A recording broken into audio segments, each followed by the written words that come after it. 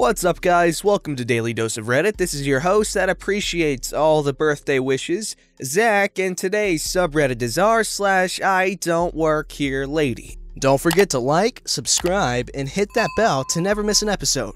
Alright, this story's called, I work here, but I don't work for the building. I just discovered this sub today, thanks to that Ask Reddit post about what subs are good to binge read. I've been looking for a place to tell this story for a long time, so without further ado, let's get to it. Background. I used to work as an executive protection operator, or an EPO. The company I worked for, however, would routinely ask us if we wanted to do regular security gigs. As an EPO, my going rate was $25 to $30 an hour, since we were typically only working the odd day or night or weekend here and there.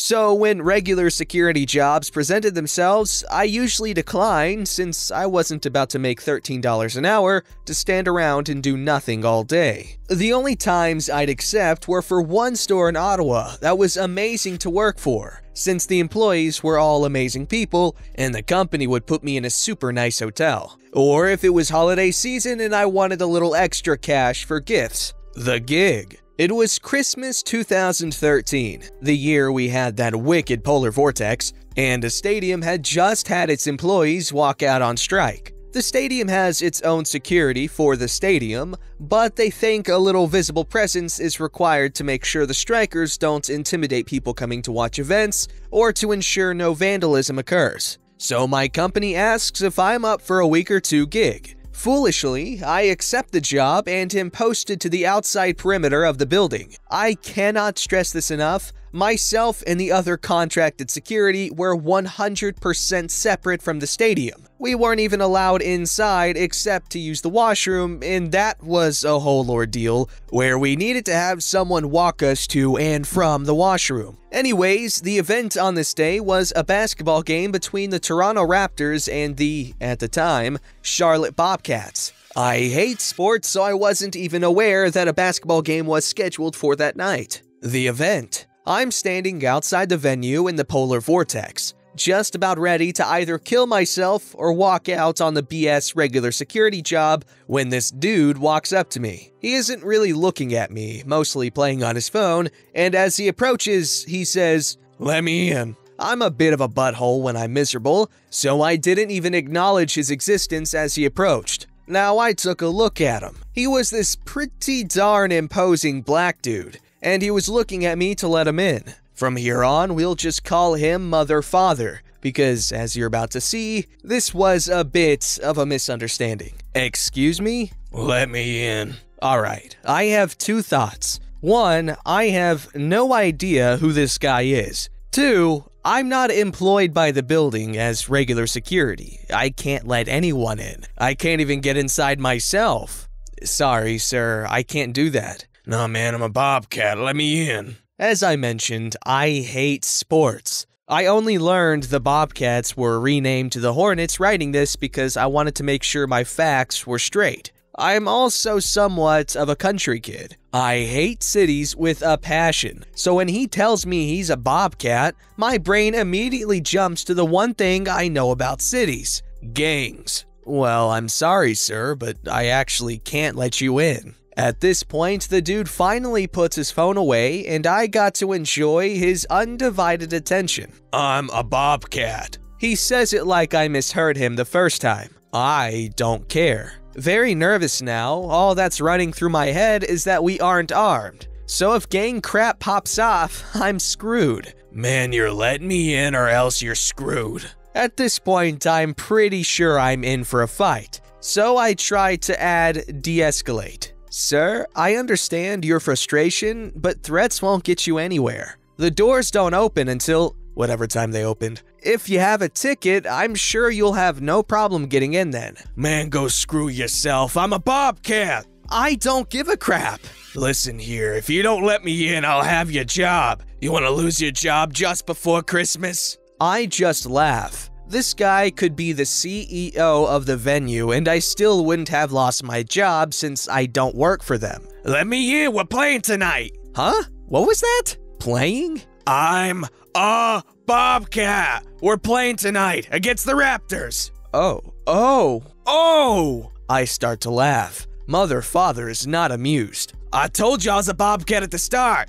Dude, I hate sports and basketball is so far off my radar. The only teams I can name are the Toronto Raptors, the Harlem Globetrotters, the Monstars, and the Toon Squad. And I'm pretty sure the last two aren't real. He just huffs. Understandable. He worked his ass off to get here, and I basically told him his success and career are so unimportant I couldn't even be bothered to know he was supposed to be there tonight. Whatever, let me in. I can't. What the hell, man? I'm playing tonight and you know I'm playing. Okay, A, I still don't know who you are, so this could easily be a ruse. And B, I'm sure one of the smarter people in the audience know where this is going. Sir, I literally can't let you in. See those strikers over there? I was contracted to keep an eye on them. I don't have access to the building. I couldn't get in right now even if I wanted to. So how the hell do I get in? I have no idea. How'd the rest of your team get in?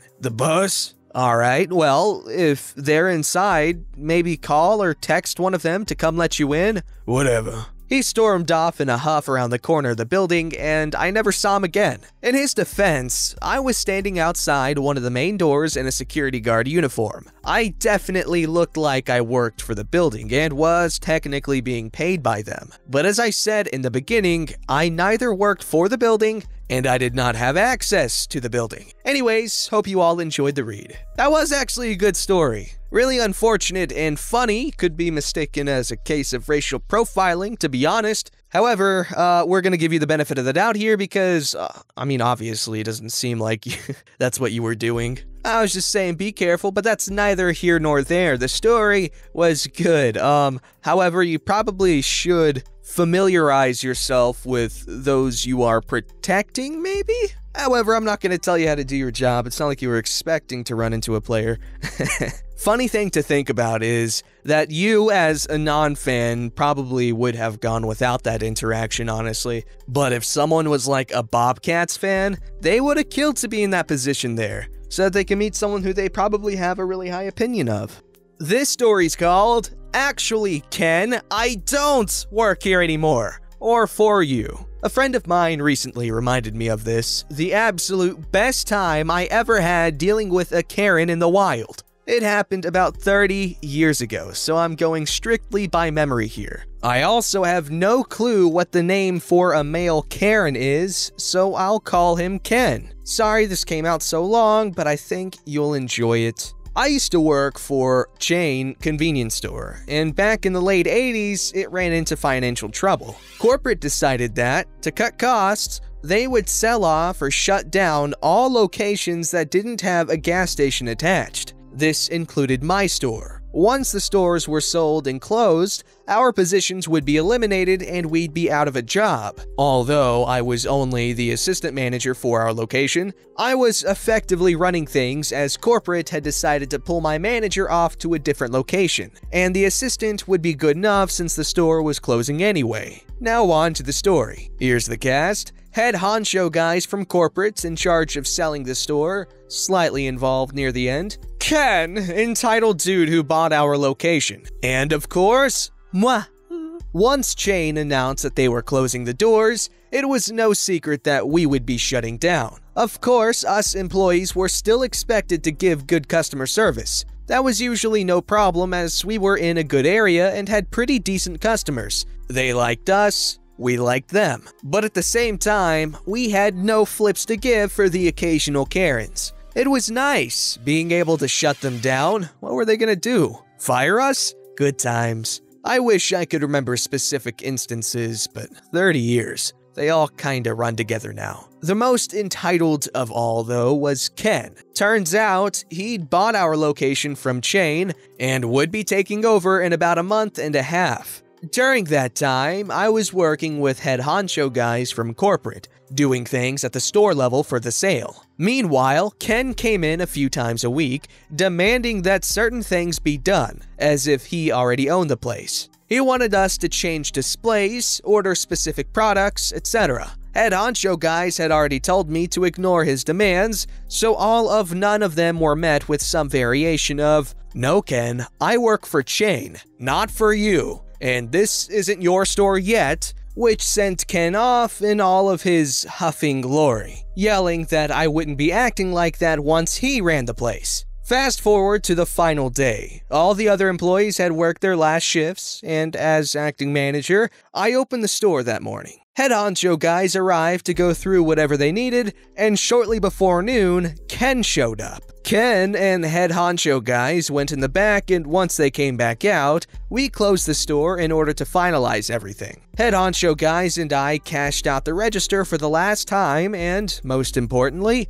I turned over my key to the store. Once that was done, something close to the following happened. "Okay, Ken, we're done. It's all yours now." They started packing up to leave. Just making sure, Chain no longer owns this location. Ken is in charge now, yes? Head honcho confirms, so I step out from behind the counter. Of course, Ken starts yelling. I think yelling was his default mode. "Where do you think you're going?" "Home. What does it look like?" "You get back there and get your butt back behind that counter where it belongs." "No, I don't think I work for you." "What do you mean, no? I told you things would be different when I took over, and now you have to do what I tell you to do." With a huge grin on my face, I say, "You just don't get it, do you?" Ken looks confused. "You bought the store. You bought the inventory. But you did not buy the employees, and you sure as hell didn't buy me. So I'll say it one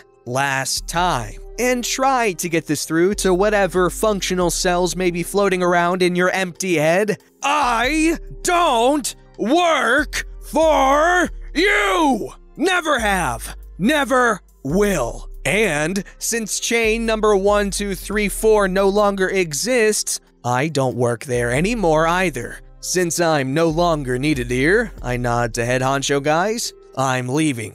Ken starts sputtering and yelling incoherently, realizing he now has nobody to work the register as I walk to the doors for my last time. Of course, I can't help myself. As I'm pushing the door open, I turn around, give Ken my best customer service smile, and a cheery, "Have a nice day." If I recall correctly, the store didn't open again for a couple of days, at least, while Kevin tried to hire some employees. But anybody from the neighborhood who had seen him treating us so badly before the sale wanted nothing to do with him. And even once it reopened, it didn't last long. Serves you right, Ken. What are you, 10?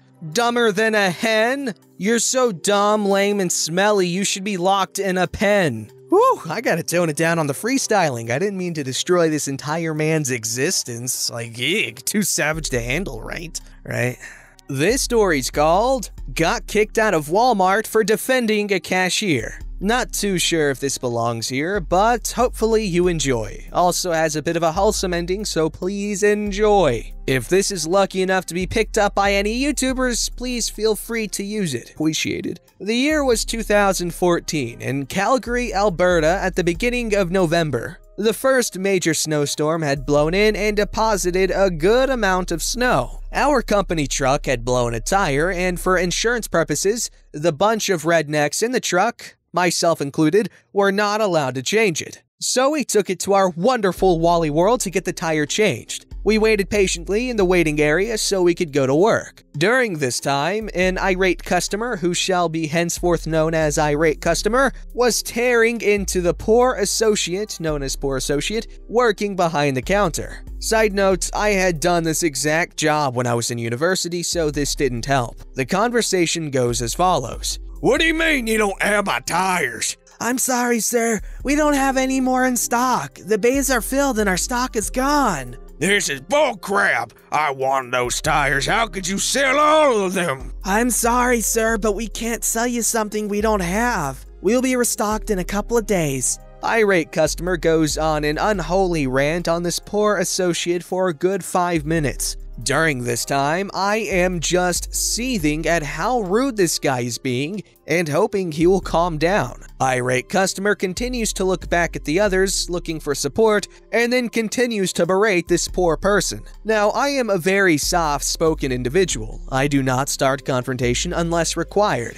And at this point, I had had enough. I stood up and looked at the guy and said, Dude, it is the first snowstorm of the year in Canada. Why would you think there would be any tires left? Let alone you being able to get in right away to get them put on. Irate customer shot daggers at me and said, "Do you work here? Are you his manager? No? Then shut up. This doesn't concern you." My coworker, who was 115 pounds of East Coast fire, got right up into his face and says, "How can you be such a butthole to someone just trying to do their job? Is your life so bad that you need to boss other people around to make you feel better about yourself?" Now, I have never seen a mob mentality before, but it is amazing what happens when someone will call someone out on their BS and how quickly a crowd will jump to defend someone. They just need permission to act. Well, after the 2 to 3 minutes of screaming and shouting with this guy,